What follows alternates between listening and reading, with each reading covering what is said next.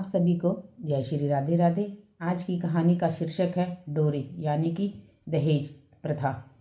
कहानी सुनने से पहले आप सभी से मेरी विनती है कि यदि आपने मेरे चैनल को सब्सक्राइब नहीं किया है तो कृपया आप मेरे चैनल को सब्सक्राइब कर लें और मेरी इस कहानी को अपने दोस्तों को शेयर करें और कमेंट में लिखकर बताएं कि आपको ये कहानी कैसी लगी। आप सभी का बहुत बहुत धन्यवाद। आइए चलते हैं कहानी की ओर। आज भी हमारे समाज में दहेज प्रथा फल फूल रहा है। दहेज न देने की वजह से न जाने कितनी लड़कियों की शादी नहीं हो पाती हैं। लोगों की मानसिकता आज भी वही है। लड़कियों के गुणों को ना देखकर बल्कि धन दौलत की मांग की जाती है। कहीं कहीं तो शादी के मंडप में दहेज के अतिरिक्त मांग की जाती है और समाज में मान सम्मान की वजह से लड़की का पिता दहेज किसी भी तरह जुटा ही देता है। लेकिन कभी कभी इसका उल्टा भी हो जाता है। तो आइए आज मैं आप लोगों के लिए एक ऐसी ही प्रेरणादायक कहानी लेकर आई हूँ। उन लड़कियों के लिए जिनकी शादी में पहले तो काफ़ी मोटी रकम दहेज के तौर पर दी जाती है, फिर भी शादी के मंडप पर अतिरिक्त मांग भी की जाती है।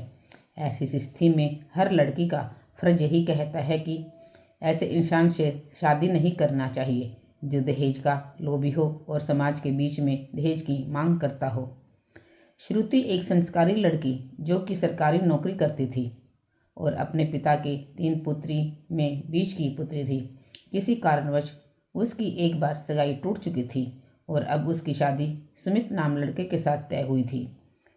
क्योंकि श्रुति के पिताजी सरकारी विद्यालय में बाबू के पद पर कार्यरत थे और वे अपनी बड़ी लड़की की शादी अच्छे संस्कारी परिवार में कर चुके थे और अब श्रुति की बारी थी। श्रुति की शादी में भी उन्होंने अच्छा खासा दहेज और खर्चा का इंतजाम कर रखा था, किंतु इधर सुमित और भी दहेज की चाहत रखता था। उसका और उसकी मम्मी ने योजना बनाया कि शादी की कन्यादान के दौरान दहेज में श्रुति के पापा से मुंह मांगे मोटी रकम मांग लेंगे। क्योंकि श्रुति की एक बार रिश्ता पहले ही टूट चुका है और यह मांग उनके लिए जन्म और मरण का सवाल हो जाएगा। समाज के आगे अपनी मान सम्मान को बरकरार रखने के लिए उनकी मांगों को श्रुति के पापा को पूरा करना ही होगा। समय आते श्रुति की शादी का दिन आ ही गया। बड़े ही धूमधाम से शादी की सभी रस्में संपन्न की गई। लेकिन जैसे ही कन्यादान का समय आया, सुमित ने अपनी पूर्व योजना के अनुसार अपने दोस्तों के सामने अपनी शानो शौकत को दिखाने के लिए श्रुति के पिताजी से डिजायर कार और 10 लाख की मांग कर दी। श्रुति ने जैसे ही यह सब सुना तो उसके पैरों के नीचे से जमीन खिसक गई। उसके कान फटे के फटे रह गए। एक तरफ पिताजी की इज्जत, दूसरी तरफ इतनी सारी दहेज की मांग, क्या करे। उसके सामने जीवन मृत्यु का प्रश्न खड़ा हुआ और उधर सुमित एक तरफ खड़ा होकर कुटिल मुस्कान देते हुए अपने दोस्तों के बीच हंसी ठिठोली कर रहा था, क्योंकि उसे पूरा विश्वास था कि श्रुति के पापा के पास मांग पूरी करने के अलावा कोई चारा नहीं है। कि तभी श्रुति दुल्हन के कपड़ों में बड़े ही आत्मविश्वास से उसकी ओर चलकर आई और बड़े जोर के शब्दों में बरातियों से बोला, बरात वापस चली जाए। मुझे ऐसे लड़के से शादी नहीं करना जो कि दहेज का भूखा, लोभी और लालची हो, चाहे मुझे आजीवन कुंवारा ही क्यों न रहना पड़े। श्रुति के इस तरह से कहे हुए बात को सुनकर उसके पिता चक्कर खाकर गिरने ही वाले थे कि उनको कमल ने संभाल लिया।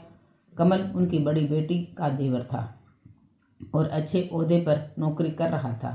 श्रुति के पिताजी को इस बात की चिंता थी कि एक बार बारात लौट जाने पर दोबारा उस लड़के की शादी नहीं होती। कौन करेगा ऐसी लड़की से शादी जिसकी एक बार बारात लौट चुकी है।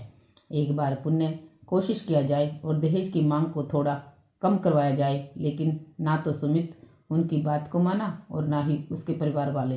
तब कमल ने श्रुति का हाथ पकड़ते हुए बोला, यह मंडप सजा रहेगा और यहाँ फेरे भी होंगे। श्रुति से विवाह मैं करूँगा बिना किसी लेन देन के। का मुहूर्त टला नहीं था, इसलिए पंडित जी ने निर्देश अनुसार फिर से शादी की रस्में, कन्यादान और फेरे शुरू करवा दिए। श्रुति भी बहुत खुश थी, क्योंकि उसे कमल के रूप में एक ऐसा जीवन साथी मिला जो दहेज का लोभी नहीं था और समाज के बीच में उसके पिता का मान सम्मान की लाज रखी। और इधर सुमित अपनी आंखों से सारा नज़ारा देख रहा था। रुके या फिर जाए, सारे बराती उस पर थू थू कर रहे थे। नौकरी वाली लड़की मिल रही थी। इसे धन का इतना लोभी सुमित अपनी योजना को कामयाब न होते देख यही सोच रहा था, ना तो वह घर का रहा ना घाट का। किंतु श्रुति को घर और वर दोनों ही मिल गए। धन्यवाद।